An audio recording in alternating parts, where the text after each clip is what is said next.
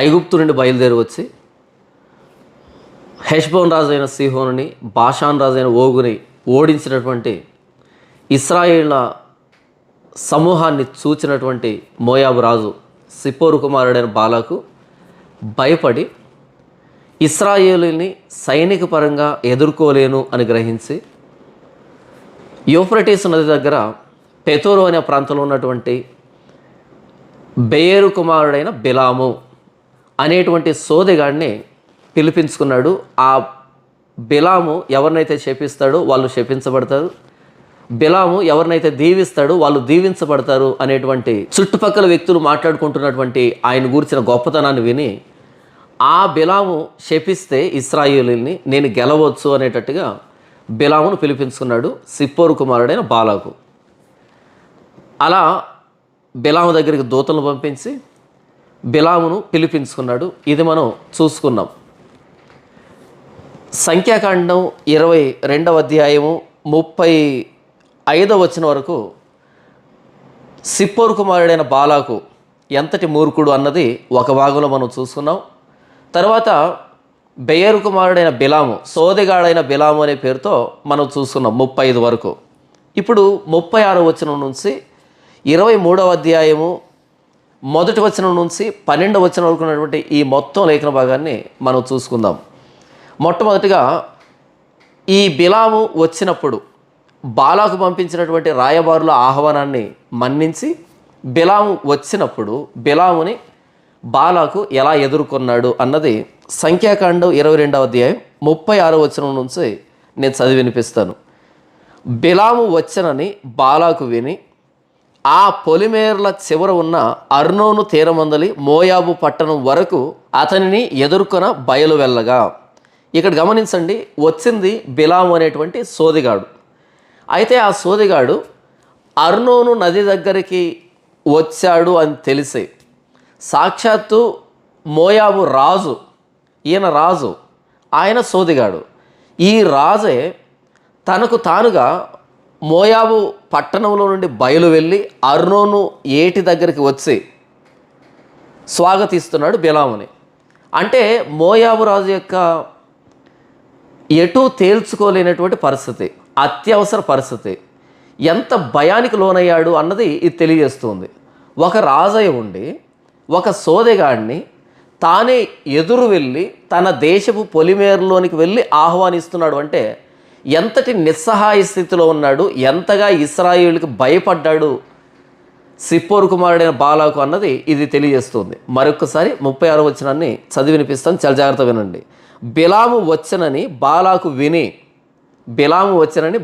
విని ఆ పొలిమేరల చివర ఉన్న అర్నోను తీరమందలి మోయాబు పట్టణం వరకు అతన్ని ఎదుర్కొన బయలు వెళ్ళగా ఈయన ఎదురెళ్ళి స్వాగతం పలుకుతున్నాడు. ఇశ్రాయేలును చూసి ఎంతగా భయపడ్డాడు బాలాకు అన్నది ఈ వచనం తెలియజేస్తూ ఉంటే 37వ వచనం.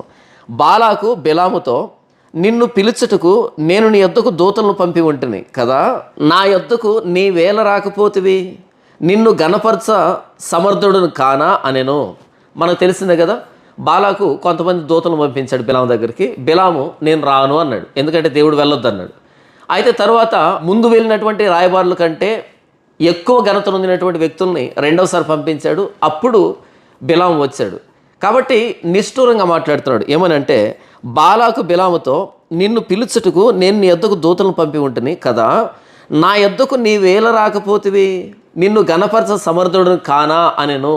38వ వచనంలో, అందుకు బిలాము, ఇదిగో నీ యొద్దకు వచ్చితనే, అయిననేమి ఏదైనాను చెప్పుటకు నాకు శక్తి కలదా, దేవుడు నా నోట పలికించు మాటయే పలికెదనని బాలాకుతో చెప్పాను. ఇక్కడ బిలాము, నేను నీ దగ్గరికి వచ్చాను, అయితే నీవు చెప్పమన్నట్టు కాదు, కానీ దేవుడు నాకు ఏది సెలవిస్తాడో దాన్నే చెబుతాను, నా అంతటా నేనే పలికేటువంటి, ప్రవచనం చెప్పేటువంటి, దీవించడమో శపించడమో చేసేటువంటి శక్తి నాకున్నదా అని మాట్లాడుతున్నాడు కదా. ఎందుకు ఇలా మాట్లాడుతున్నాడు? ఎందుకంటే ముమ్మారు యెహోవా దూత బిలామును చంపడానికి ప్రయత్నం చేయడం, గాడిద తప్పించడం, 4వసారి దేవుడే బిలాము కన్నులు తెరవడం, అలా దేవుని చేత హెచ్చరించబడిన వాడే వచ్చాడు. కాబట్టి ఇప్పుడు దేవుడు నాకు ఏది సెలవిస్తాడో దాన్ని చెబుతాను తప్ప నా అంతటి నేను దేన్ని చెప్పలేను అని బిలాము తన నిస్సహాయ పరిస్థితిని బాలాకుతో వెలిపుచ్చుతున్నాడు. బాలాకు తన నిస్సహాయ పరిస్థితిని అర్నోను ఏటి దగ్గరికి వెళ్ళి మరీ బిలామును ఆహ్వానించే విషయంలో వెలిబుచ్చుతూ ఉంటే, బిలాము నా అంతటి నేను మాట్లాడడానికి నాకు శక్తి లేదు, దేవుడు ఏదైతే సెలవిస్తాడో దాన్నే చెబుతాను అని చెప్పడం ద్వారా బిలాము తన నిస్సహాయతని బాలాకుకి వెలిబుచ్చుతున్నాడు. అయితే ఇద్దరికీ అర్థం కావటంలే. బిలాముకి బాలాకి ఎంత బలహీనుడో అర్థం కావటంలే, బాలాకి బిలాము ఎంత బలహీనుడో అర్థం కావటంలే. సరే, 39 వచనం. అప్పుడు బిలాము బాలాకుతో కూడా వెళ్ళెను. వారు కిర్యత్ హుత్సోతుకు వచ్చినప్పుడు బాలాకు ఎడ్లను గొర్రెలను బలిగా అర్పించి కొంత భాగం బిలామునకు అతని యొద్ద ఉన్న అధికారులకు పంపెను. ఎప్పుడైతే బిలాము వచ్చాడో అప్పుడు కిర్యత్ హుత్సోతుకు వచ్చినప్పుడు, అంటే బహుశా మోయాబు ప్రాంతంలో ఒక చెప్పుకోదగినటువంటి ప్రాంతం అది. అక్కడ బాలాకు ఎడ్లను గొర్రెలను బలిగా అర్పించి, ఎవరికి అర్పించుంటాడు? ఖచ్చితంగా బయలుదేవుడికే అర్పించి ఉంటాడు. బయలుదేవుడికి ఎడ్లను గొర్రెలను బలిగా అర్పించాడు అంటే ఎక్కడ? కిర్యత్ హుత్సోతు అనే ప్రాంతంలో, బహుశా ఆ ప్రాంతంలో బయలుదేవుడి గుడి ఉండాలి. కాబట్టి బలిగా అర్పించి ఆ మాంసాన్ని కొంచెం బిలాము పంపించాడు, గౌరవంగా ప్రసాదం లాగాను మరి ఆహారం లాగాను మనకు తెలియదు. కానీ మొత్తానికి ఒక పార్టీ చేసుకున్నాడు బాలాకు. తన దేవుడి గుడిలోనికి వెళ్ళి మొక్కు తీర్చుకున్నట్టుగా ఒక పార్టీ చేస్తున్నాడు. ఎందుకంటే తన భయాన్ని పోగొట్టేటువంటి బిలాము వచ్చాడు కాబట్టి. అంటే బిలాము రాకతో బాలాకు తాను గెలిచేశాను అనేటువంటి ఒక భ్రమలోకి వచ్చాడు. అయితే బిలాము ఎన్నిసార్లు దేవుని చేత గద్దించబడ్డాడో, బిలాము ఎంత నిస్సహాయుడైపోయాడో, దేవుడు ఏదైతే సెలవిస్తున్నాడో దాన్నే చెప్పడానికి ఎలా సిద్ధపడ్డాడు అన్నది బాలాకుకు తెలియదు ఈ మధ్యలో జరిగినటువంటి వ్యవహారం అంతా. కాబట్టి బిలామును చూడగానే తనకేదో 1000 ఏనుగుల బలం వచ్చినట్టుగా ముచ్చట పడిపోయి తన దేవుడి గుడిలోనికి వెళ్ళి బలులు అర్పించి ఆ బలి మాంసాన్ని బిలాము కూడా పంపిస్తున్నాడు. అంటే పార్టీ చేసుకుంటున్నాడు, మొక్కు తీర్చుకున్నాడు. బిలాము వచ్చేసాడు, ఇక నేను గెలిచేస్తాను. ఆ వ్యక్తి శపిస్తే వాళ్ళు శపించబడతారు, కాబట్టి నేను వారిని గెలుస్తాను ఇశ్రాయేలీయుల్ని అనేటట్టుగా సంబరపడుతున్నాడు. 41వ వచనం. మరునాడు బాలాకు బిలామును తోడుకొని పోయి బయలు యొక్క ఉన్నత స్థలముల మీద నుండి జనులను చివరి వరకు చూడవలనని అతన్ని ఆ చోట ఎక్కించెను. ఇక్కడ చూడండి, మరుసటి రోజు బాలాకు బిలామును తీసుకుని వెళ్ళాడంటే ఎక్కడికి? బయలు యొక్క ఉన్నత స్థలముల మీద నుండి జనులను చివరి వరకు చూడవలనని అతన్ని ఆ చోట ఎక్కించెను. అంటే ఒక ఎత్తైనటువంటి కొండ మీద తీసుకుని వెళ్ళాడు. ఎక్కడికంట? బయలు యొక్క ఉన్నత స్థలముల మీద నుండి. దీన్నే మూల భాషలో బామోత్ బయల్ అని పిలిచారు. బామోత్ బయల్ అంటే బయలు యొక్క ఉన్నత స్థలములు. అంటే కొండల మీద బయలును ఆరాధించేవాళ్ళు కదా, బహుశా అలాంటి కొండ మీదకి ఎక్కించి అక్కడి నుంచి ఇశ్రాయేలు అందరినీ చూపించాడు. ఎందుకంటే వాళ్ళని చూడగానే శపించాలనేటువంటి ఆలోచన రావాలి కదా. కాబట్టి ఇశ్రాయేళ్ళందరినీ ఆ బామోత్ బయల్ లేదా బయలు యొక్క ఉన్నత స్థలముల మీద నుండి బిలాముకి బాలాకు దగ్గరుండి అందరినీ చూపించాడు. ఇప్పుడు మనం అసలైన విషయానికి వస్తున్నాం. ఇంతవరకు మనం చదువుకున్నాం కదా, 36 నుండి 41 వరకు. ఈ మొత్తం సంఘటన అంతా కూడా ఇశ్రాయేలులకి పొరపాటును కూడా తెలియదు. ఇశ్రాయేలులకి ఈ విషయమే కాదు, 22వ అధ్యాయం 1వ వచనం నుంచి బాలాకు భయపడడం, బాలాకు బిలామును పిలువనంపించడం, అక్కడికి దూతలు పంపించడం, బిలాము తిరస్కరించడము, బిలాముతో దేవుడు మాట్లాడడము, అలా బిలాము వచ్చేటప్పుడు గాడిద చేత 3 సార్లు హెచ్చరికలు జారీ చేయబడ్డము, 4వసారి దేవుడే కన్నులు తెరవడము, ఇదంతా కూడా ఇశ్రాయేలుకు తెలియదు. నేనేం చెప్తున్నాను అంటే, ఇశ్రాయేలుకే కాదు, నాకు కూడా ఈరోజు నన్ను దాటిపోయినటువంటి ప్రమాదాలు ఎన్నో నాకు కూడా తెలియదు. మీకు కూడా ఈరోజు మీ మీద నుంచి దాటిపోయినటువంటి ప్రమాదాలు ఎన్నో మీకు కూడా తెలియదు. మనం ఊహించిన వాటికంటే, ఆలోచించే వాటికంటే ఎక్కువగా చేసేటువంటి దేవుడు. ఈరోజు నేను ఇంత క్షేమంగా, సుఖంగా, సమాధానంగా ఇక్కడ కూర్చొని ఉన్నాను అంటే నా వెనకాల ఎన్ని ప్రమాదకర పరిస్థితులు, ఎన్ని శోధనలు, ఎన్ని పాపాలు, ఎన్ని విపత్కర పరిస్థితులు నన్ను దాటిపోయాయి. క్షమించండి, నన్ను దాటిపోయేటట్టుగా దేవుడు చేశాడు అన్నది ఆలోచించినప్పుడు నిజంగా మనకు ఆశ్చర్యం అనిపిస్తుంది.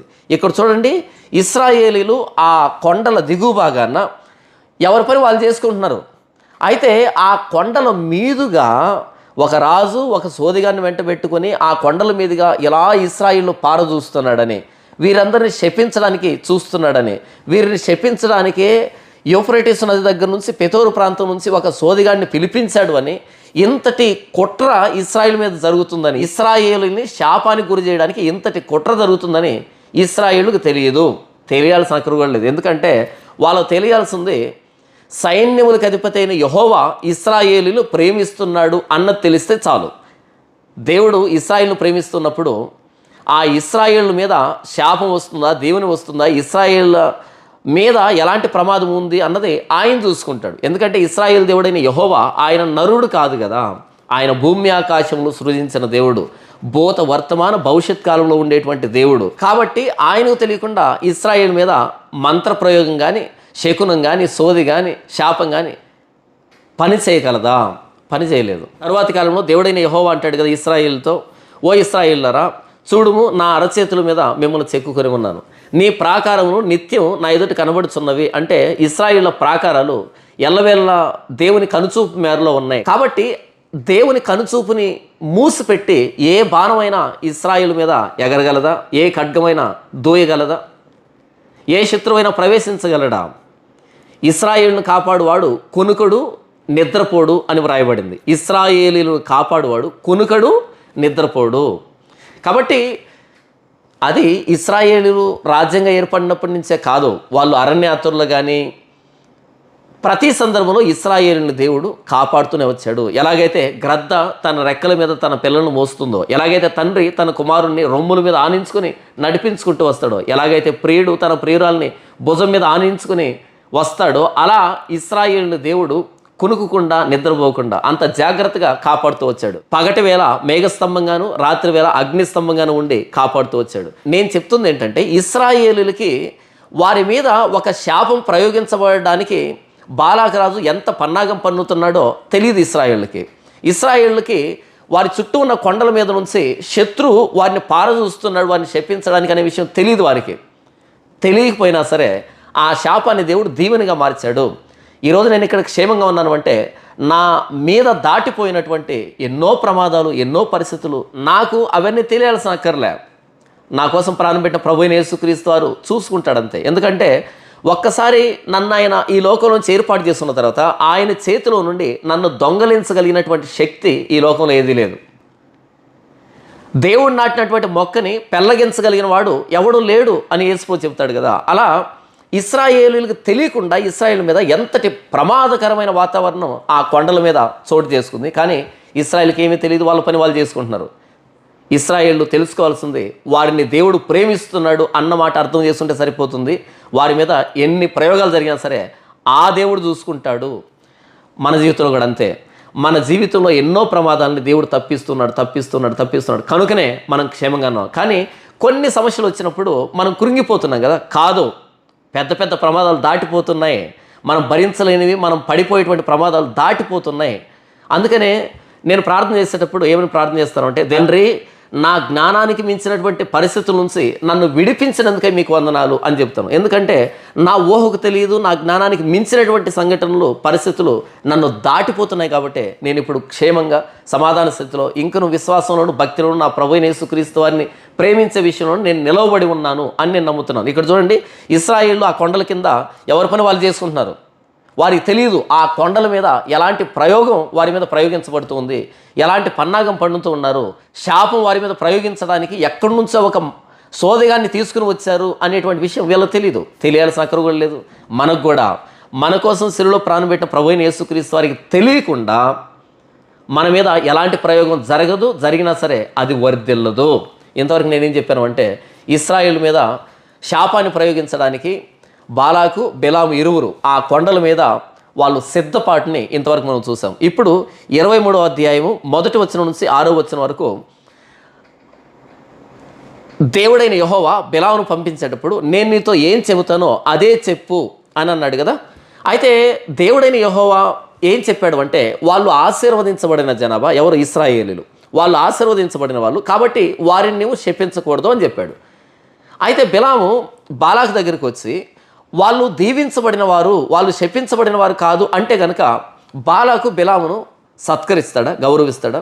కనుక బిలాము ఆ కొండల మీద నుంచి దేవుని సహాయం కోసం దేవుడు తన మనసును మార్చుకోవడానికి ప్రయత్నాలు చేస్తున్నాడు. ఎలాగంటే దేవునికి బలిపీఠాలు కట్టి ఆ బలిపీఠాల మీద బలి అర్పించి దేవుడు తనతో మాట్లాడవలసిందిగా అడుగుతున్నాడు. ఏం మాట్లాడతాడు? పెతోరులో ఉన్నప్పుడు చెప్పాడు కదా, వాళ్ళు దీవించబడిన జనాభా, వాళ్ళ మీదకి శాపం పని చేయదు అని చెప్పాడు. వాళ్ళతో కూడా వెళ్ళొద్దు అని చెప్పాడు బిలాముతో. అయితే రెండవ రోజు ఈయన మనసు మార్చుకున్నాడు కాబట్టి సరే అయితే వెళ్ళు, కాకపోతే నేను చెప్పిందే చెప్పు అన్నాడు. చెప్పాడు కదా, ఆయన మాట మార్చడానికి నరుడు కాదు కదా. వాళ్ళు దీవించబడిన జనాభా, వాళ్ళను నీవు శపించకూడదని చెప్పాడు. అయితే మరలా బిలాం ఏం చేస్తున్నాడు అంటే 7 బలిపీఠాలు కడుతున్నాడు. ఎక్కడ అంటే బామోత్ బయల్ అనేటువంటి కొండ మీద. బామోత్ బయల్ అంటే బయలు యొక్క ఉన్నత స్థలం మీద, ఆ కొండ మీద 7 బలిపీఠాలు కట్టించాడు బాలాకు దగ్గర. ఎందుకు 7 బలిపీఠాలు? ఎందుకు అంటే దేవుడి మనసును మార్చడానికి. దేవుడు అలా తన మనసును మార్చుకుంటాడా? మనం ఇచ్చేటువంటి బలులను బట్టి, మనం మొక్కుకునేటువంటి మొక్కులను బట్టి దేవుడికి మనం తాయిలాలను ఇవ్వగలమా? దేవుడికి మనం లంచాన్ని ఇవ్వగలమా? దేవుడు ఒక్కసారి తన నోటి నుండి బయలు వెళ్ళజేసినటువంటి మాటను మనం మార్చగలమా? మార్చలేము. దేవుడు ఏదైతే సెలవిచ్చాడో ఆ మాటకి లోబడడం తప్ప ఆ మాటని మార్చమని దేవుడిని మనం లంచం ఇచ్చి కొనలేము. అయితే బిలాము తన మూర్ఖత్వాన్ని మరొకసారి ప్రదర్శిస్తున్నాడు. ఇక్కడ దేవుడు చెప్పాడు పెతోరులో, వాళ్ళు ఆశీర్వదించబడిన జనాభా, వారిని శపించకూడదు అని. మరలా ఎందుకని బలిపీఠాలు కట్టడం? ఆ ముక్క చెప్పొచ్చు కదా వచ్చి. కానీ ఇక్కడ 23వ అధ్యాయం 1వ వచనం నుంచి 6వ వచనం వరకు దేవుణ్ణి లంచమిచ్చి కొనడానికి, బలి అర్పించి కొనడానికి ప్రయత్నం చేస్తున్నాడు. దీన్నే జ్ఞానైన సొలొమోను అంటాడు, బుద్ధిహీనులు అర్పించినట్లుగా బలి అర్పించట కంటే సమీపించి ఆలకించుట శ్రేష్టము. బుద్ధిహీనులు అర్పించినట్లుగా బలి అర్పించట కంటే సమీపించి ఆలకించుట శ్రేష్టం. దేవుడి మాట వినకుండా దేవుడికి బలులు అర్పిస్తే దేవుడికి కావాలన్న బలులు, మీ విస్తారమైన బలులు నాకేలా అని అంటాడు యెషయా గ్రంథంలో. ఎందుకు దేవుడికి బలులు? 1000 కొండల మీద మేస్తున్న పశువులన్నీ ఆయనవే కదా. భూమి దాని సంపూర్ణత దేవునిదే కదా. పశువులు కానీ పక్షాదులు కానీ సమస్తము దేవుడు చేసినవే కదా. ఆయనకి ఎందుకు బలులు? దేవుడు ఏం కోరుకుంటున్నాడు అంటే విరిగి నలిగిన మనసును కోరుకున్నాడు తప్ప బలిని కాదు ఆయన కోరుతూ ఉన్నది. మీ చేతులు రక్తంతో తడిసిపోయాయి, మీ చేతులు దోషంతో నిండిపోయాయి, కాబట్టి వాటిని కడుక్కోండి, మీ విస్తారమైన బలులు నాకెందుకు అంటున్నాడు దేవుడు. కానీ ఇక్కడ బిలాము బలి అర్పించి దేవుడి మనసును మార్చేటువంటి ప్రయత్నం చేస్తున్నాడు. ఇది మూర్ఖత్వం. ఎందుకంటే బిలాం మనసు మారిపోయింది కాబట్టి. సరే, 23వ అధ్యాయం 1వ వచనం నుంచి 6వ వచనం వరకు ఏం జరిగింది? ఆ కొండ మీద, బామోత్ బయలు అనేటువంటి ఆ కొండ మీద, బయలు యొక్క ఉన్నత స్థలం అనేటువంటి ఆ కొండ మీద బిలాం ఏం చేస్తున్నాడు, బాలాక్ ఏం చేస్తున్నాడు అన్నది చూద్దాం. తర్వాత బిలాము ఇశ్రాయేలుని దీవించినటువంటి విధానాన్ని 7వ వచనం నుంచి 10వ వచనం వరకు మనం చూస్తాం. మొదటగా ఆ సిద్ధపాటుని చూద్దాం. అప్పుడు బిలాము, ఇక్కడ నేను బలి అర్పించుటకు 7 బలిపీఠములను కట్టించి ఇక్కడ 7 కోడెలను 7 పొట్టేలను సిద్ధపరచమని బాలాకుతో చెప్పాను. బిలాము చెప్పినట్లు బాలాకు చేయగా బాలాకును బిలామును ప్రతి బలిపీఠం మీద 1 కోడెను 1 పొట్టేలును దహన బలిగా అర్పించరి. మరియు బిలాము బాలాకుతో, బలిపీఠం మీది నీ దహన బలి వద్ద నిలిచి ఉండుము, నేను వెళ్ళెదను. ఒకవేళ యెహోవా నన్ను ఎదుర్కొనునేమో, ఆయన నాకు కనబరుచున్నది నీకు తెలియజేస్తున్నదని చెప్పి మెట్ట ఎక్కెను. దేవుడు బిలామునకు ప్రత్యక్షము కాగా అతడు, నేను 7 బలిపీఠములను సిద్ధపరిచి ప్రతి దాని మీదను 1 కోడెను 1 పొట్టేలును అర్పించుతనని ఆయనతో చెప్పగా, యెహోవా మాట బిలాము నోట ఉంచి, నీవు బాలాకు నొద్దకు తిరిగి వెళ్ళి ఇట్లు చెప్పుమనెను. అతడు బాలాకు నొద్దకు తిరిగి వెళ్ళినప్పుడు అతడు మోయాబు అధికారులందరితో తన దహన బలి వద్ద నిలిచి ఉండెను. అప్పుడు బిలాము ఉపమాన రీతిగా ఇట్లనెను. ఇంతవరకు ఏం జరిగిందంటే, ఆ బామోత్ బయలు అనేటువంటి లేదా బయలు యొక్క ఉన్నత స్థలం అనేటువంటి ఆ కొండ మీద బిలాము బాలాకు చేత 7 బలిపీఠాలు నిర్మింపజేశాడు.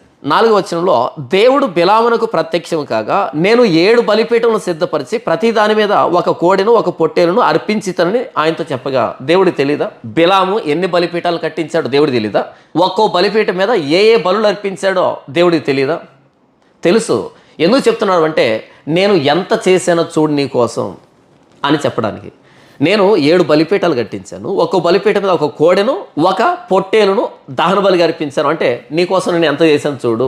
కాబట్టి బాలాకు విషయంలో నా పరువు తీయద్దు అనేటట్టుగా చెబుతున్నాడు. ఎన్ని బలిపీఠాలు కట్టించానో చూడు, ఎన్ని కోడెదోడలను ఎన్ని పొట్టేలను అర్పించానో చూడు అని చెప్పడం ద్వారా అవసరమా? బిలాము ఇక్కడ చేసినట్టుగానే పెతోరులో చేయలేదే. పెతోరులో 1 బలిపీఠాన్ని కట్టి దాని మీద కోడెదోడును పొట్టేలను అర్పించి యెహోవా నాతో మాట్లాడు అని అనలేదే. అనకుండానే యెహోవా మాట్లాడాడే. మరుసటి రోజు మీరు ఎక్కడే ఉండండి, దేవుడిని సెలవిస్తాడో నేను విని మీతో చెబుతాను అని అన్నప్పుడు మరుసటి రోజు ఆ రోజు ఏం బలిపీఠం కట్టి ఒక కోడెదోడును పొట్టేలను అర్పించి అడగలేదే యెహోవా నాతో మాట్లాడని, అయినా మాట్లాడాడే. మరి ఇక్కడ ఎందుకు 7 బలిపీఠాలు, ఒక బలిపీఠం మీద కోడెదోడ పొట్టేలు ఎందుకు అంటే యెహోవాకు లంచం, యెహోవాని మాట మార్చమని చెప్పడం, మరలా దానిని పునరావృతం చేయడం. ప్రభువా నేను ఎన్ని బలిపీఠాలు కట్టించాను చూడు, ఎంత బలి నడిపించాను చూడు, అవసరమా? దేవుడికి తెలియదా? బిలాము ఎంత మూర్ఖుడైనా సరే ఇప్పుడు బాలాకి ఒక సమాచారం కావాలి, విషయం తెలియాలి. నేను ఇశ్రాయేలుల పక్షాన ఉన్నాను, ఎప్పటికీ నువ్వు ఇశ్రాయేలు గెలవవు అనేటువంటి విషయం బాలాకు తెలియాలి. కాబట్టి బిలాము ఎంత మూర్ఖుడైనా సరే బిలాము నోట బాలాకి సమాచారం చెప్పిస్తున్నాడు.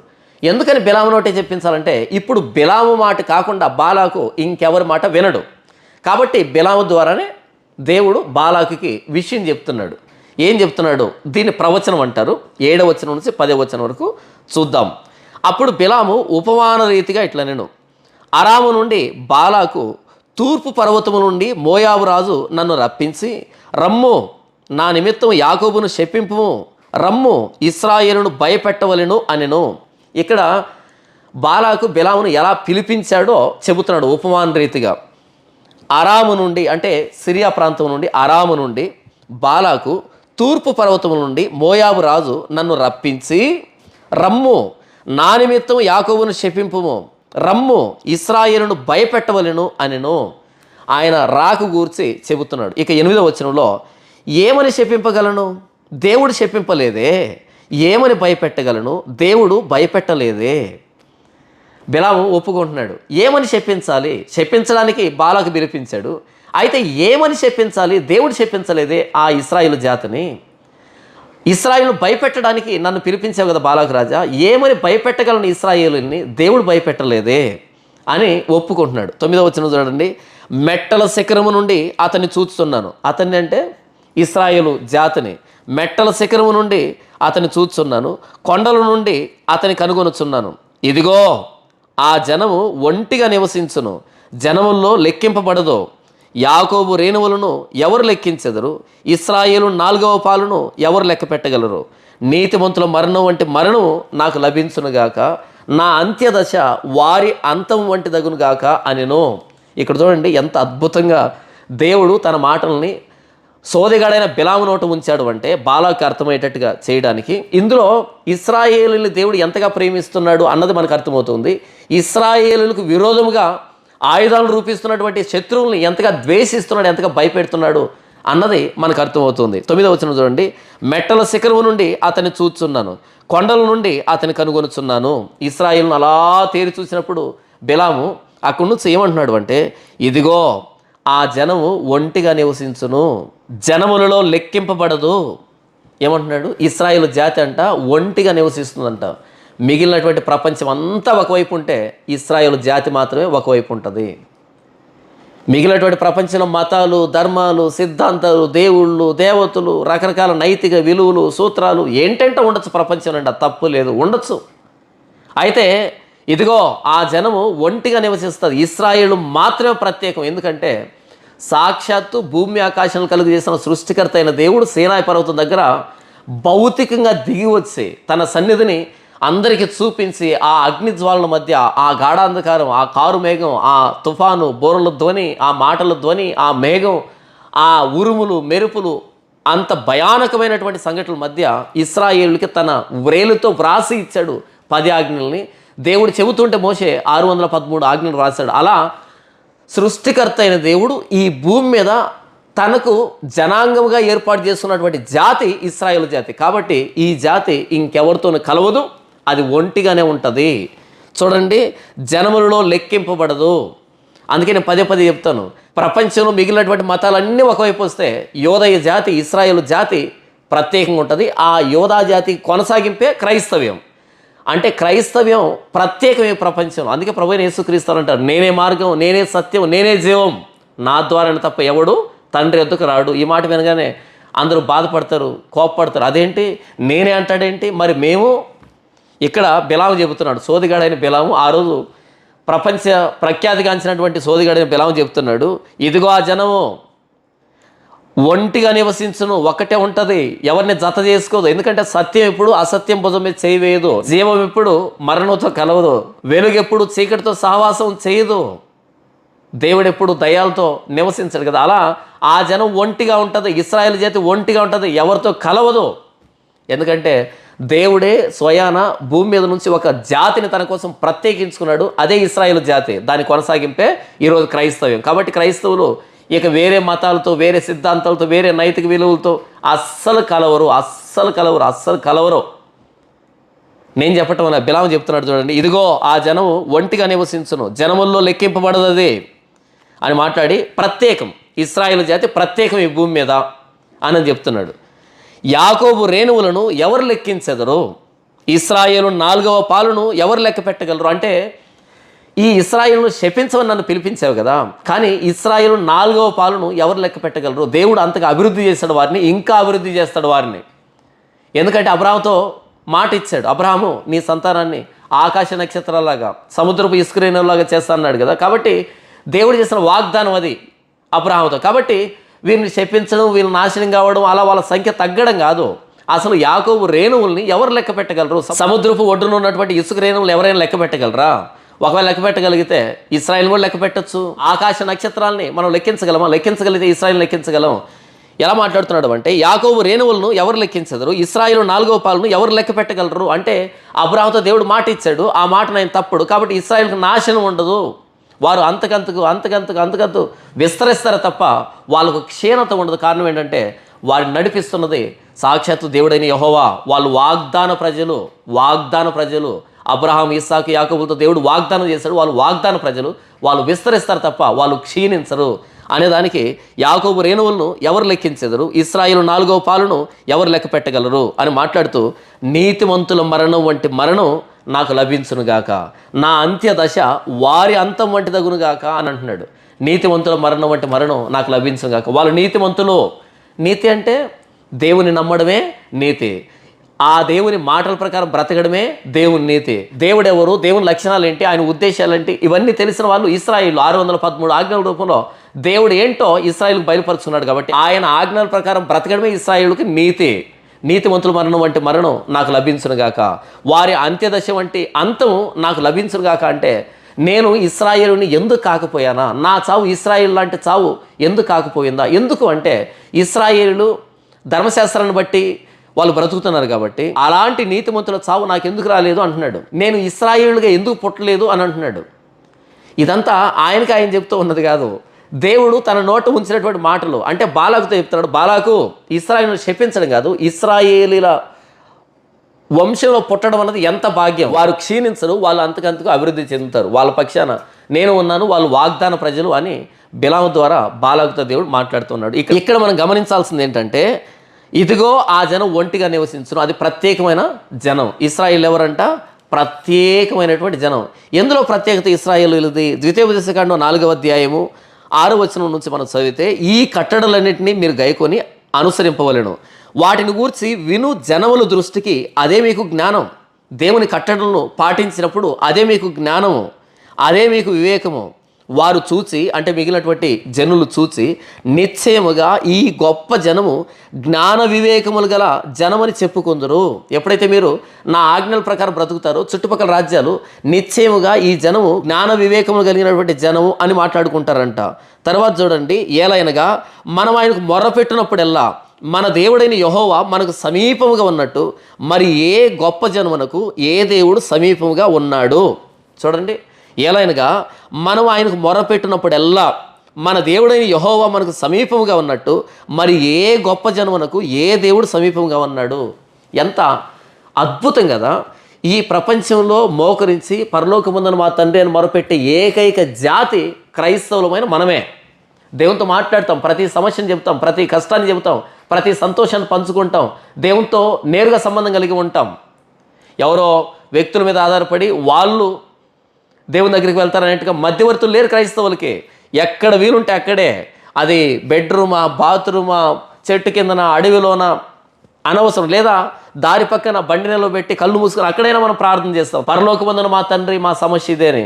ఇలాంటి భాగ్యము, ఇలాంటి సంబంధం ప్రపంచంలో ఇంకెవరికి లేదు. అదే మాట్లాడుతున్నాడు మోషే ఇక్కడ చూడండి. ఏలైనగా మనం మొర్ర పెట్టినప్పుడెల్లా మన దేవుడైన యెహోవా మనకు సమీపముగా ఉన్నట్టు మరి ఏ గొప్ప జనమునకు ఏ దేవుడు సమీపంగా ఉన్నాడు. ఈరోజు క్రైస్తవులు ప్రార్థన మర్చిపోయారు చాలామంది. మనం మొర పెడితే దేవుడు మనకు సమాధానం ఇస్తాడు. అదేంటంటే మేము మొర పెడుతున్న దేవుడు మాకు సమాధానం ఇవ్వట్లేదే. ఇస్తాడు. కొన్ని వెంటనే సమాధానాలు వస్తాయి, కొన్ని నిదానంగా సమాధానాలు వస్తాయి. ఎందుకంటే ఈ మధ్యలో మనం నేర్చుకోవాలి కాబట్టి. విసుగుగా ప్రార్థన చేయమని ప్రభువైన యేసుక్రీస్తు నేర్పించలేదా? ఒక విధవరాలు ఒక అన్యాయస్తుడైనటువంటి న్యాయాధిపతి దగ్గరికి పదే పదే వెళ్ళడం ద్వారా ఒకానొక రోజు ఈవిడ పదే వచ్చి నన్ను ఇబ్బంది పెడుతుందని అన్యాయస్తుడైనటువంటి ఆ వ్యక్తి ఈవిడికి న్యాయం చేశాడు కదా. మరి పరలోకపు తండ్రి అన్యాయస్తుడా? కాదే. తను అడుగు వారికి పరిశుద్ధాత్మ నిశ్చయంగా అనుగ్రహిస్తాడు కదా. కుమారుడు గుడ్డును అడిగితే తేలినిస్తాడా? చేపను అడిగితే పామునిస్తాడా? రొట్టెని అడిగితే రాతినిస్తాడా? మరి చెడ్డవారైనటువంటి మీరే మీ పిల్లలకు మంచి ఈవులను ఎరిగి ఉండగా మీ పరలోకపు తండ్రి మరి శ్రేష్టమైన ఈవులు మీకు అనుగ్రహిస్తాడు కదా. కాబట్టి విసుగకుండా ప్రార్థన చేయండి, విసుక్కోకుండా ప్రార్థన చేయండి. ప్రతి ప్రార్థనకి సమాధానం వస్తుంది. అయితే ఈరోజు రావచ్చు, రేపు రావచ్చు, వచ్చే సంవత్సరం రావచ్చు, మన చచ్చిపోయేలోపు రావచ్చు. ఎందుకు అంటే మన దేవుడు సజీవుడు కాబట్టి, జీవం కలిగిన దేవుడు కాబట్టి మనం ప్రార్థన చేస్తే ఆయన వింటాడు. ఇక్కడ మోషే అంటున్నాడు చూడండి, ఏలైనగా మనం ఆయనకు మొరపెట్టినప్పుడెల్లా మన దేవుడైన యెహోవా మనకు సమీపంగా ఉన్నట్టు మరి ఏ గొప్ప జనానికి ఏ దేవుడు సమీపంగా ఉన్నాడు? దేవుళ్ళు ఉన్నారు ప్రపంచంలో, కానీ ప్రార్థన ఆలకించేది మన దేవుడే. కీర్తనకారుడు అంటాడు, ప్రార్థన ఆలకించువాడా సమస్త శరీరులు నీ వద్దకు వచ్చెదరు అని. ప్రార్థన ఆలకించువాడా సమస్త శరీరులు నీ వద్దకు వచ్చెదరు అని. కాబట్టి ప్రార్థనని నిర్లక్ష్యం చేయకండి, ప్రార్థన చేయండి, విసుక్కోకుండా ప్రార్థన చేయండి, ప్రతి సందర్భంలో ప్రార్థన చేయండి. ప్రార్థనకు సమాధానం వచ్చే తీరుతుంది, ప్రార్థనకు సమాధానం వచ్చే తీరుతుంది. ఎందుకంటే మన దేవుడు ప్రార్థన ఆలకించే దేవుడు. నేను చెప్పటం లేదు, లేఖనాలు చెప్తూ ఉన్నాయి. ఎందుకంటే మన దేవుడు సజీవుడు, జీవం కలిగిన దేవుడు. మన చేత నిర్మించబడినవాడు కాదు మన దేవుడైన యెహోవా, మన ప్రభువైన యేసుక్రీస్తు మనల్ని నిర్మించిన వాడు. కాబట్టి మన ప్రార్థనల వైపు ఆయన చెవులు ఎప్పుడు సిద్ధంగానే ఉంటాయి. అయితే పాపాన్ని ఒప్పుకుంటూ పశ్చాత్తాపడుతూ ప్రార్థన చేద్దాం. ప్రార్థన చేసి మన సమస్యను ఆయనకు అప్పగిద్దాం. అంతే, మన పనులు మనం చూసుకుందాం. ఒకనొక రోజు సమాధానం వస్తుంది, మన నోటి నిండా దేవుడు సంతోషాన్ని కలుగు చేస్తాడు. ఇక్కడ మోషే అంటున్నాడు, మన దేవుడు మన మొర విన్నట్టుగా ఏ దేవుడు వింటున్నాడు? ఉంటే కదా వినడానికి. తర్వాత ఇశ్రాయేలుకు ఉన్న గొప్పతనం ఏంటో చూడండి. 8వ వచనంలో, మరియు నేడు నేను మీకు అప్పగించుచున్న ఈ ధర్మశాస్త్రం అంతట్లో ఉన్న కట్టడలను నీతి విధులను గల గొప్ప జనమేది? ఇశ్రాయేలులారా, మీ చేతిలో ఉన్న ధర్మశాస్త్రం లాంటి నీతి విధులు కలిగినటువంటి గొప్ప జనం ఉందా ఈ ప్రపంచంలో? అనేకమైనటువంటి నైతిక విలువలు, నీతి సూత్రాలు, సిద్ధాంతాలు, ధర్మాలు ఏంటంటే ఉన్నాయి ప్రపంచంలో. కానీ బైబిల్ దగ్గరికి ఏది రాదు, బైబిల్తో ఏది సరితూగదు. ప్రభువైన యేసుక్రీస్తు అంటారు కదా, ఒక స్త్రీని మోహపు చూపుతో చూచు ప్రతివాడు అప్పుడే తన హృదయం ఉందో ఆమెతో వ్యభిచారం చేసిన వాడగును అని అన్నాడు ప్రభువైన యేసుక్రీస్తు. ఇలాంటి మాట ప్రపంచంలో ఎక్కడైనా ఉందేమో చూడండి. ఏ మత పెద్ద అయినా చెప్పాడేమో, ఏ మత స్థాపకుడని చెప్పాడేమో ఒకసారి చూడండి. భయం బైబిల్లో ఉన్నటువంటి మాటలు వినడానికి ప్రపంచానికి. ఎందుకంటే అంతటి పరిశుద్ధతని కోరుకుంటుంది. ప్రభువైన యేసుక్రీస్తు వారు లాంటి పరిశుద్ధతను బైబిల్ కోరుకుంటుంది. మన చేతిలో ఉన్న బైబిల్ మీద ఏముంటుంది? పరిశుద్ధ గ్రంథం, పరిశుద్ధ గ్రంథం. ఈ పేరు ఈ గ్రంథానికి తప్ప ఇక దేనికి సరిపోదు. మన దేవుడు ఎవరు? యెషయా గ్రంథం 6వ అధ్యాయంలో వారు అంటే శరాపులు, సైన్యములకు అధిపతైన యెహోవా పరిశుద్ధుడు, పరిశుద్ధుడు, పరిశుద్ధుడని మానక దివారాత్రములు గాన ప్రతిగానాలు చేస్తున్నారు. పరిశుద్ధుడు మన దేవుడు. కాబట్టి నీ చేతిలో ఉన్నటువంటి ఈ ధర్మశాస్త్ర విధులు కలిగినటువంటి, ఈ నీతి విధులు కలిగినటువంటి జనం ఏదైనా ప్రపంచంలో ఉందా అని అడుగుతున్నాడు మోషే. సమాధానం ఏంటి? లేదు, ఉండదు. ఎందుకంటే సాక్షాత్తు సృష్టికర్త అయిన దేవుడు ఇచ్చినటువంటి నీతి విధులు ఈ బైబిల్. మిగిలినటువంటి ఉన్నాయా ఏమో, వాళ్ళ ఆలోచన ప్రకారంగా సమాజాన్ని మార్చడానికి వాళ్ళ అనుభవాలను బట్టి కొన్ని వ్రాసి ఉండొచ్చు. ఇవి మనుషుల మాటలు అవుతాయి. మనుషుల మాటలు మనుషుల్ని మార్చలేవు. దేవుని మాటలే మనిషిని మార్చగలుగుతాయి. దేవుని మాటలో జీవం ఉంది. ఈ అక్షరాల వెనక జీవం ఉంది. బైబిల్ మన చెవిలో పడింది అంటే అది ఊరకనే మనం వదిలిపెట్టదు. మనలో కార్యం జరిగించి మనల్ని తీసుకొని వస్తా దేవుని దగ్గరికి. అయితే సమయం పట్టొచ్చు, ఎందుకంటే ఈ సమయంలో మనకు దేవుడు చాలా నేర్పించాలి కాబట్టి. ఆ రోజు బిలాము అన్నాడు, ఆ ఇశ్రాయేలు జాతి ఒంటిగా ఉంటుంది, ఎవరితో కలవదు, అది ప్రత్యేకం అది అని అన్నాడు. తర్వాత ఏమన్నాడు అంటే, నీతిమంతుల మరణం అంటే మరణం నాకు వస్తే ఎంత బాగుంటుంది. వాళ్ళు నీతిమంతులు దేని బట్టి అంటే వాళ్ళు దేవుని నమ్ముకున్నారు కాబట్టి నీతిమంతులు. వాళ్ళు ప్రత్యేకం, వాళ్ళు నీతిమంతులు, వాళ్ళు ఆశీర్వదించబడిన వాళ్ళు, దీవించబడిన వాళ్ళు, దేవుని సొత్తైన ప్రజలు. అన్నాడు కదా, యాకోబు యొక్క రేణువులను ఎవరు లెక్కించగలరు, వారి 4వ వంతుని ఎవరు లెక్కించగలరంటే వాళ్ళు వాగ్దాన ప్రజలు, వాళ్ళు ప్రత్యేకమైన ప్రజలు, దేవుని సొత్తైన ప్రజలు అని అన్నాడు కదా. ఈ 3 విషయాలు మనసులో పెట్టుకోండి. నంబర్ 1, ఇశ్రాయేలీలు ఆశీర్వదించబడిన వాళ్ళు. నంబర్ 2, ఇశ్రాయేలీలు ప్రత్యేకమైన వాళ్ళు.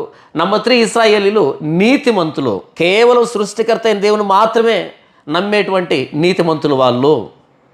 వీళ్ళని దేవుడు ఐగుప్తు నుంచి విడిపించి తీసుకుని వస్తున్నాడు వాగ్దాన దేశాన్ని ఇవ్వడానికి. ఇదంతా మనసులో పెట్టుకొని ఇప్పుడు కొత్త నిబంధనలో అపోస్తలుడైన పేతురు రాసినటువంటి మొదటి పత్రిక 2వ అధ్యాయం 9-10 వచనాల్లో క్రైస్తవులను ఉద్దేశించి ఏం మాట్లాడుతున్నాడు, ఇక్కడ పేతురు మాట్లాడుతున్న మాటకి బిలాము ప్రవచించిన ప్రవచనానికి ఎంత దగ్గర సంబంధం ఉందో, దగ్గర సంబంధం కాదు, ఆ మాటలనే పేతురు ఇక్కడ ప్రయోగిస్తున్నాడు. ఒకసారి వినండి. అయితే మీరు అంటే క్రైస్తవులు, అయితే మీరు చీకటిలో నుండి ఆశ్చర్యకరమైన తన వెలుగులోనికి మిమ్మును పిలిచిన వాని గుణాతిశయములు ప్రచురం చేయ నిమిత్తము. క్రైస్తవులైన మనం ఎక్కడి నుంచి పిలువబడ్డామంట? ఇశ్రాయేల్ ఎక్కడి నుంచి పిలువబడ్డారు? ఎక్కడి నుంచి తీసుకుని రాబడ్డారు? ఐగుప్తు నుంచి తీసుకుని రాబడ్డారు కదా. అయితే క్రైస్తవులైన మనం చీకటిలో నుండి బయటికి తీసుకొని రాబడ్డాము. చీకటి మన పాపాల్లో, దోషాల్లో, అతిక్రమాల్లో నరకానికి సిద్ధమై చీకట్లో బ్రతుకుతున్నాం కదా. నేను ఎలా బ్రతికానో నాకు తెలుసు, మీరు ఎలా బ్రతికారో మీకు తెలుసు కదా. చీకట్లో నుండి దేవుడు మనల్ని బయటికి తీసుకుని వచ్చాడు. ఎవరు? మన కోసం సిలువలో ప్రాణం పెట్టిన ప్రభువైన యేసుక్రీస్తు. ఇశ్రాయేలుని ఐగుప్తు నుంచి బయటికి తీసుకొని రావడానికి దేవుడు ప్రాణం పెట్టలే. సైన్యములకు అధిపతి అయిన యెహోవా పస్కా పశువు బలి అయిపోయింది, గొర్రెపిల్ల బలి అయింది. కానీ నన్ను చీకట్లో నుండి బయటికి తీసుకొని రావడానికి సాక్షాత్తు సృష్టికర్త అయిన దేవుడు సిలువలో ప్రాణం పెట్టాడు. ప్రభువైన యేసుక్రీస్తు సిలువలో రక్తం కార్చాడు. చూడండి, అపోస్తలుడైన పేతురు అంటున్నాడు, అయితే మీరు చీకటిలో నుండి ఆశ్చర్యకరమైన తన వెలుగులోనికి మిమ్మల్ని పిలిచిన వాని గుణాతిశయములు ప్రచురం చేయ నిమిత్తము ఏర్పరచబడిన వంశము, రాజులైన యాజక సమూహము, పరిశుద్ధ జనము, దేవుని సొత్తైన ప్రజలునై ఉన్నారు. ఒకప్పుడు ప్రజగా ఉండక ఇప్పుడు దేవుని ప్రజ అవుతారే, ఒకప్పుడు కనికరింపబడక ఇప్పుడు కనికరించబడతారే. ఇదే కదా బిలాం అన్నాడు. ఇశ్రాయేళ్ళు ప్రత్యేక వ్యవస్థ కలవరు, ఇశ్రాయేల్ నీతిమంతులు, ఇశ్రాయేళ్ళు వాగ్దాన ప్రజలు, దేవుని సొత్తైన ప్రజలు, వాళ్ళు దేవుని చేత నడిపించబడిన వ్యక్తులు. అదే కదా ఇక్కడ పేతురు రాస్తున్నాడు. అయితే మీరు చీకట్లో నుండి ఆశ్చర్యకరమైన తన వెలుగులోనికి మిమ్మును పిలిచిన వాని గుణాతిశయములు ప్రచురం చేయ నిమిత్తము. ఇశ్రాయేలుకు ఎందుకు దేవుడు వాగ్దాన దేశాన్ని ఇచ్చాడు అంటే వారి పితరులతో దేవుడు చేసినటువంటి వాగ్దానాన్ని బట్టి, వారి ద్వారా దేవుడు ఏంటో ఈ ప్రపంచానికి తెలియాలి కాబట్టి, దేవుని గుణగణాలు తెలియాలి కాబట్టి. అయితే ప్రభువైన యేసుక్రీస్తు సిలువలో ఎందుకు ప్రాణం పెట్టాడు, ఎందుకు రక్తం కార్చాడు అంటే నా ద్వారా ప్రభువైన యేసుక్రీస్తు ఎవరో ఈ ప్రపంచానికి తెలియాలి కాబట్టి. చీకటిలో నుండి ఆశ్చర్యకరమైన తన వెలుగులోనికి పిలిచిన వాని గుణాతిశయములు ప్రచురం చేయ నిమిత్తము నన్ను పిలిచాడు. అసలు మనం ఎంత ప్రత్యేకం అంటే, క్రైస్తవులమైన మనం ఎంత ప్రత్యేకం అంటే, ఇశ్రాయేలుకు లేనటువంటి ప్రత్యేకత మనకు. ఎందుకంటే మన కోసం ప్రభువైన యేసుక్రీస్తు సిలువలో ప్రాణం పెట్టాడు. అంత ప్రత్యేకం నేను దేవుని దృష్టిలో. కానీ నాకు వచ్చేటువంటి చిన్న చిన్న కష్టాలు, చిన్న చిన్న శోధనలు, చిన్న చిన్న పాపాలు, చిన్న చిన్న పరిస్థితులు, వీటిని మనసులో పెట్టుకొని అయ్యో నాకేమీ లేదు అనుకున్నా కాదు. ఒక్కసారి ఊహించండి, దేవాది దేవుడు, సృష్టికర్త అయిన దేవుడు, కలిగి ఉన్నది ఏదియో ఆయన లేకుండా కలుగలేదు అని వ్రాయబడినటువంటి ఆ ప్రభువైన యేసుక్రీస్తు నా కోసం ప్రాణం పెట్టాడు అన్నటువంటి మాట ఒక్కసారి అర్థం చేసుకోండి. చదవడం కాదు, ఒక్కసారి అర్థం చేసుకోండి, జీర్ణం చేసుకోండి. ఎంత అద్భుతం అనిపిస్తుంది. ఏంటి, దేవుడు నా కోసం ప్రాణం పెట్టాడా, ప్రాణం పెట్టేంతగా ప్రేమించాడా? ఆ మాట అర్థమైతే అన్నము నీళ్ళు అక్కర్లే, అలా చచ్చిపోవచ్చు, హాయిగా ప్రాణం పెట్టవచ్చు. ఏంటి, నన్ను దేవాది దేవుడు ఇంతగా ప్రేమించాడా, నేను ఇంత ప్రత్యేకమైన దేవునికి అనేటువంటి ఆ ఆనందంలో భోజనం అక్కర్లే, నీళ్ళు అక్కర్లే, ఎంత సంతోషం ఉప్పొంగుతుందంటే, ఎంతటి ప్రత్యేకమైన వాడిని నేను నా ప్రభువైన యేసుక్రీస్తు దృష్టికి. అంత ప్రత్యేకం కాబట్టే ఆయన ప్రాణాన్ని ఇచ్చాడు నా కోసం. నన్ను చీకట్లో నుంచి వెలుగులోనికి రప్పించడానికి తన ప్రాణాన్ని ఇచ్చాడు, తన రక్తాన్ని కార్చాడు సిలువలో. అర్థం కావటంలో క్రైస్తవులకి ఈరోజు చూడండి ఇక్కడ, అయితే మీరు చీకటిలో నుండి ఆశ్చర్యకరమైన తన వెలుగులోనికి మిమ్మును పిలిచిన వాని గుణాతిశయములు ప్రచురం చేయ నిమిత్తము ఏర్పరచబడిన వంశము, రాజులైన యాజక సమూహము, పరిశుద్ధ జనము, దేవుని సొత్తైన ప్రజలు. నేను దేవుని సొత్తు అంట. నేను రాజునైన యాజక సమూహం అని చెప్తున్నాడు ఇక్కడ, పరిశుద్ధ జనం అని చెప్తున్నాడు. ప్రత్యేకం కాదా మనం ఈ ప్రపంచానికి? అందుకనే మన చుట్టుపక్కల ఉన్నటువంటి వ్యక్తులు కానీ, మిగిలినటువంటి ప్రపంచ మతాలు కానీ అన్ని మతాలని సమానంగా చూస్తాయి, కానీ ఒక క్రైస్తవుడిని అదే కోణంతో చూడలేవు. క్రైస్తవుని ప్రత్యేకంగానే చూస్తాయి, బైబిల్ని ప్రత్యేకంగానే చూస్తాయి, ప్రభువైన యేసుక్రీస్తుని ప్రత్యేకంగానే చూస్తాయి. ఎందుకు అంటే మనం ప్రత్యేకం, మన ప్రభువైన యేసుక్రీస్తు ప్రత్యేకం. మన బైబిల్ ప్రత్యేకం. ఆ జనము ఒంటిగా ఉంటుంది, ఎవరితో కలవదు అని బిలాము చెప్పాడు కదా. మనం కూడా ఎవరితో కలవం. సత్యం ఎప్పుడు అసత్యం భుజాన చేయి వేయదు, వెలుగు ఎప్పుడు చీకటితో సహవాసం చేయదు, దేవుడు ఎప్పుడు దైవంతో సహవాసం చేయడు. క్రైస్తవుడు ఎప్పుడు మిగిలినటువంటి సిద్ధాంతం, మిగిలినటువంటి మతాలతో గొప్ప మనసు చేసుకొని వాళ్ళ నైతిక విలువలతో, నీతి సూత్రాలతో ఏకీభవించడు. ఎందుకు అంటే ప్రభువైన యేసుక్రీస్తు చెప్పాడు కదా, నేనే మార్గం, నేనే సత్యం, నేనే జీవం, నా ద్వారా తప్ప ఎవడు తండ్రి వద్దకు రాడు. మనం ప్రత్యేకం. ఎందుకంటే ప్రభువైన యేసుక్రీస్తు తన రక్తాన్నిచ్చి మనల్ని కొన్నాడు కాబట్టి. ఐగుప్తు నుంచి ఇశ్రాయేలుని దేవుడు కొనలే, విడిపించుకొని తీసుకొని వస్తున్నాడు అనేకమైన అద్భుతాలు చేసి. అయితే ప్రభువైన యేసుక్రీస్తు మనల్ని కొన్నాడు. ఎలాగంటే దేవుడు తన స్వరక్తం ఇచ్చి కొన్నటువంటి సంఘము. దేవుడు ప్రభువైన యేసుక్రీస్తు తన స్వరక్తాన్ని ఇచ్చి మనల్ని కొన్నాడు. ఎంత ప్రత్యేకం కదా నేను, ఎంత ప్రత్యేకం కదా నీవు. క్రైస్తవులు దేవుని దృష్టికి ప్రత్యేకం. క్రైస్తవులే కదా, ఎవరైనా సరే ప్రభువైన యేసుక్రీస్తు రక్తం దగ్గరికి వచ్చి ఆయన ప్రాణత్యాగాన్ని అంగీకరించి ఆయన రక్తంలో కడగబడి తమ పాపాలు ఒప్పుకొని జీవితాన్ని మార్చుకుంటారు, ప్రభువైన యేసుక్రీస్తు వారికి అంకితం చేసుకుంటారో వాళ్ళు ప్రత్యేకమైన ప్రజ. ఒకప్పుడు కనికరించబడక ఇప్పుడు కనికరించబడతారు. అంటే అర్థం ఏంటంటే మన పాపముల చేతను, అపరాధముల చేతను మనం చచ్చిన వారమై ఉండగా జనాభా లెక్కల్లో ఉన్నాం, భూమి మీద తిరుగుతున్నాం, కానీ మన పాపాలను బట్టి, దోషాలను బట్టి, అతిక్రమాలను బట్టి మనం చచ్చిన వారమే. అయితే ప్రభువైన యేసుక్రీస్తు శిలువలో ప్రాణం వేయడం ద్వారా మనల్ని సజీవులుగా చేశాడు. స్వభావ సిద్ధంగా మనం దైవోగ్రతకు పాత్రులమే. అయితే ప్రభువైన యేసుక్రీస్తును బట్టి మనం దేవుని కృపకు పాత్రులమయ్యాము. మనం ప్రత్యేకం. ఆ రోజు బిలాము ప్రవచనాన్ని అపోస్తలుడైన పేతురు ప్రభువైన యేసుక్రీస్తు వారిని బట్టి మనం ప్రత్యేకమైన ప్రజ, పరిశుద్ధమైన జనాంగం, దేవుని సొత్తైనటువంటి దేవుని ఆస్తి మనం. ప్రియమైన సహోదరుడా, సహోదరి, నీవే పరిస్థితిలో ఉన్నా నాకు తెలియదు. నీవు కష్టాల్లో ఉన్నావా, శోధనలో ఉన్నావా, పాపాల్లో ఉన్నావా, నేను నా జీవితం ఏంటి ఎలా ఉంది అనేటట్టుగా అనుకుంటున్నావా? నీకు తెలియకుండా నీ మీద నుంచి ఎన్నో ప్రమాదాలు వెళ్తున్నాయి. ఆ చిన్న చిన్న పరిస్థితులకు ఎందుకు అంత ఇబ్బంది పడుతున్నావు? ఆ బామోద్బయలైనటువంటి కొండ మీద నుంచి బాలాకు కానీ బిలాము కానీ ఇశ్రాయేలును శపించడానికి సిద్ధపడుతూ ఉన్నారు. కానీ ఆ శాపాన్ని దేవుడు ఆశీర్వాదంగా మారుస్తున్నాడు. నాకు తెలియకుండా ఎన్నో శాపాలు, ఎన్నో ప్రమాదాలు అలా వెళ్తూ ఉన్నాయి. ఈ లేఖన భాగాన్ని బట్టి నేను అర్థం చేస్తున్నా. నీకు కూడా చెప్తున్నా, నీకు వచ్చిన సమస్య, నీకు వచ్చిన పరిస్థితి నీవు భరించలేని అనుకుంటున్నావు కదా. కాదు, ఇంతకంటే బలమైనటువంటి, భయంకరమైనటువంటి పరిస్థితులు నిన్ను దాటిపోతున్నాయి. ఎందుకంటే దేవుడు నిన్ను ప్రేమిస్తున్నాడు. శిలువలో ప్రాణం పెట్ట ప్రభువైన యేసుక్రీస్తు నిన్ను ప్రేమిస్తున్నాడు, నిన్ను ఏర్పాటు చేస్తున్నాడు. కాబట్టి నీ మీద నుంచి శాపాలు అలా వెళ్ళిపోతున్నాయి, లేదా శాపాలు నీకు దీవెనలుగా, ఆశీర్వాదాలుగా మారుతున్నాయి. నీకు అర్థం కాక ఆ సమస్యనే పెద్దదనుకుంటున్నావు. కాదు, మనల్ని ప్రాణం పెట్టేంతగా ప్రేమించిన ప్రభువైన యేసుక్రీస్తు మనల్ని ఎందుకు విడిచిపెట్టడు. చివరిదాకా మనల్ని కాపాడుతాడు. ఆయన ముఖ దర్శనం చేసేంత వరకు మనల్ని కాపాడుతాడు ఆయన. ఎందుకంటే ప్రభువైన యేసుక్రీస్తు మేకులు కొట్టించుకున్న చేతుల్లో నుంచి మనల్ని అపహరించగలిగినటువంటి పరిస్థితి ఏముంటుంది? బిలాము కానీ, బాలాకు కానీ ఇశ్రాయేలుకు విరోధంగా ఎన్ని ప్రయత్నాలు చేసినా వర్ధిల్లలా. ఎందుకంటే వారి పక్షాన దేవుడు ఉన్నాడు. మన కోసం ప్రాణం పెట్టే ప్రభువైన యేసుక్రీస్తు మన మీద ప్రయోగించబడుతున్నటువంటి ఏది కూడా మన మీద పని చేయకుండా, ప్రభావం చూపించకుండా మనల్ని కాపాడడానికి సమర్థుడు.